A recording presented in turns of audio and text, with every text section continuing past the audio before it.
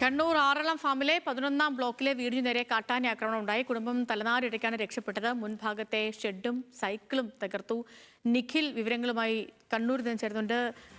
നിഖിലെ, ആറളം ഫാമിലെ കാട്ടാന ആക്രമണമൊക്കെ എപ്പോഴും വാർത്തകളിൽ വരുന്ന കാര്യമാണ്. ഇതിപ്പോ എന്താ നിലവിലെ സാഹചര്യം എന്താണ്?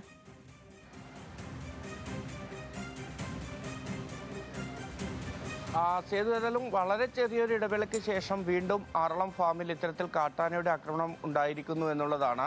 ഇന്ന് പുലർച്ചെ 3:30 കൂടിയാണ് 11ാം ബ്ലോക്കിലെ സുനിൽകുമാറിൻ്റെ വീട്ടിന് മുന്നിലേക്ക് കാട്ടാന ഓടിയെത്തിയത്.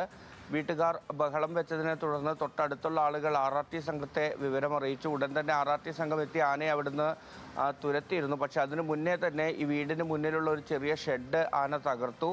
വീട്ടിൻ്റെ മുന്നിലുണ്ടായിരുന്ന ഒരു സൈക്കിൾ ചവിട്ടി തകർത്തിട്ടുണ്ട്. മാത്രമല്ല, ആ ഷെഡിൻ്റെ ഒരു വാതിൽ അതും ചവിട്ടി പൊളിക്കുന്ന സാഹചര്യമാണ് ഉണ്ടായത്.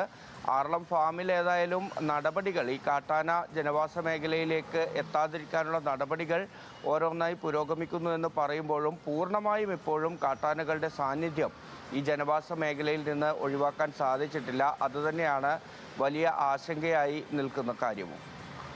ശരി നിഖിൽ, ശരി.